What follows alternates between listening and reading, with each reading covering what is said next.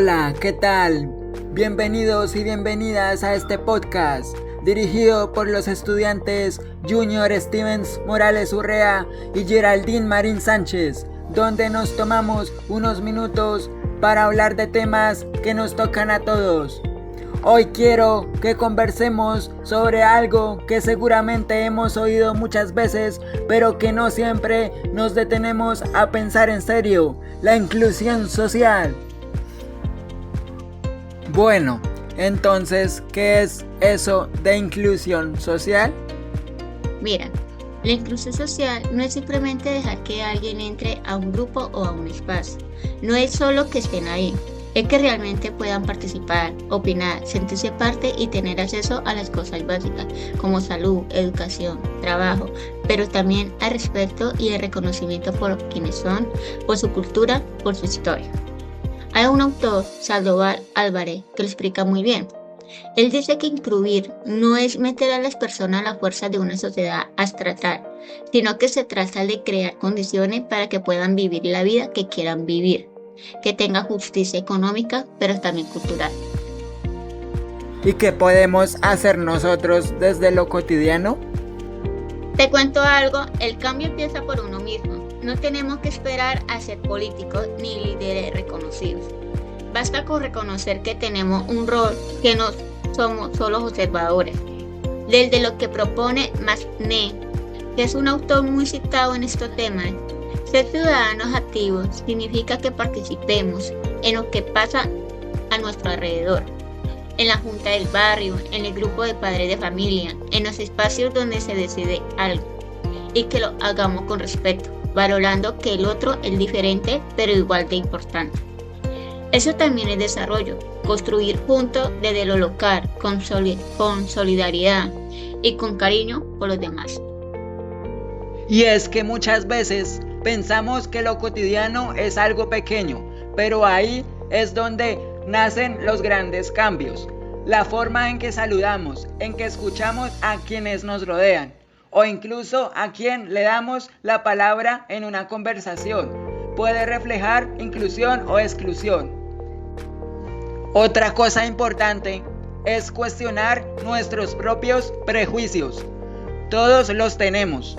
Son ideas que hemos aprendido muchas veces sin darnos cuenta, pero si los dejamos actuar sin pensar, corremos el riesgo de reforzar barreras en lugar de derribarlas. Incluir también es desaparecer. Además, participar no significa estar de acuerdo con todos, sino saber convivir con la diferencia. Ahí está lo valioso, en poder dialogar sin necesidad de imponer, en buscar acuerdos y construir desde la diversidad. También podemos pensar en lo educativo, más allá del aula. Cada espacio en el que enseñamos algo o aprendemos algo puede ser una oportunidad para promover la inclusión, desde una conversación con nuestros hijos hasta una actividad comunitaria. Todo suma. Y no olvidemos el papel de la tecnología. Bien usada, puede acercar, conectar, dar voz.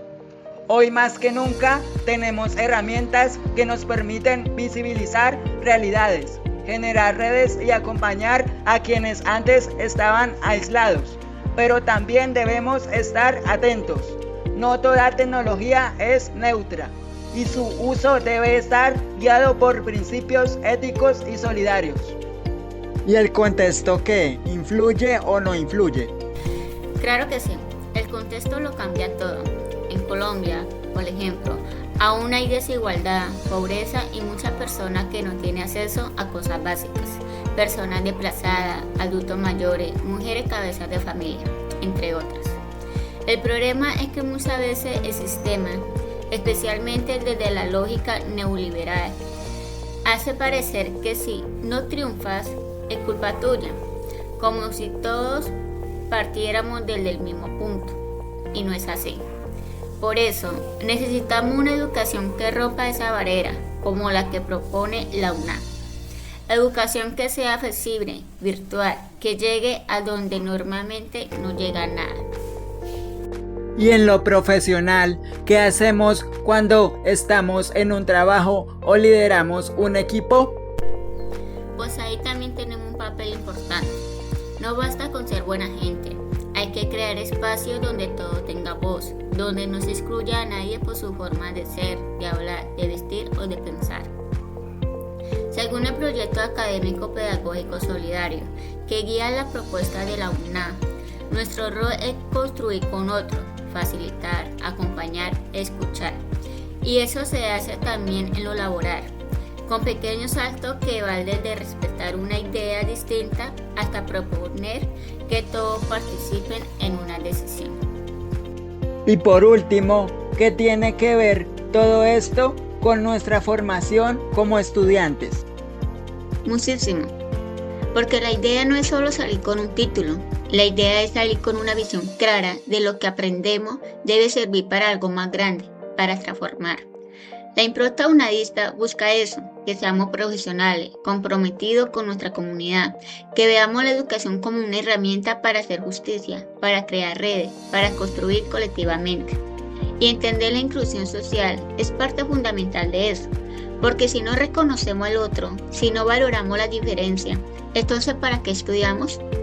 Así que bueno, la invitación de hoy es a pensar cómo estamos aportando a la inclusión, qué tanto escuchamos, valoramos y damos paso al otro. A veces el cambio empieza por algo tan simple como eso.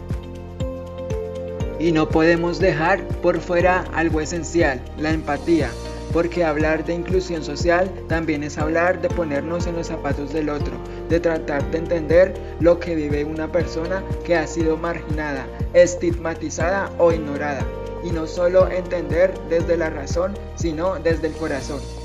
Piensa en esto. ¿Cuántas veces hemos pasado por alto una historia porque no nos toca directamente? ¿Cuántas veces hemos sido indiferentes ante una injusticia cotidiana? La empatía no es solo una emoción, es una postura ética frente al mundo. También es clave hablar del lenguaje. El modo en que nombramos las cosas, a las personas, dice mucho de nuestra disposición a incluir. No es lo mismo decir esa gente que decir personas en situación de vulnerabilidad. Las palabras constituyen realidades y cuidar cómo hablamos es también una forma de construir inclusión. Si hablamos de construir, hablamos de la política con minúscula, esa que se vive en lo diario, porque aunque a veces la veamos lejana, la política está en cómo decidimos convivir, en cómo resolvemos conflictos, en cómo abrimos o cerramos puertas a otros. Por eso, pensar en inclusión es también un acto político. Además, hay que reconocer que la inclusión no es un destino, sino un camino. No es algo que se logra y ya, sino algo que se construye cada día. A veces retrocedemos, a veces avanzamos, pero lo importante es no dejar de caminar hacia una sociedad donde quepamos todos y todas.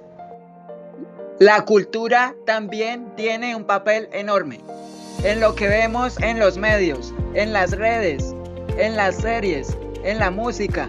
Necesitamos representaciones diversas, honestas, que no perpetúen estereotipos, sino que reflejen la riqueza de lo que somos, porque no se puede valorar lo que no se conoce y no se puede incluir lo que se mantiene invisible.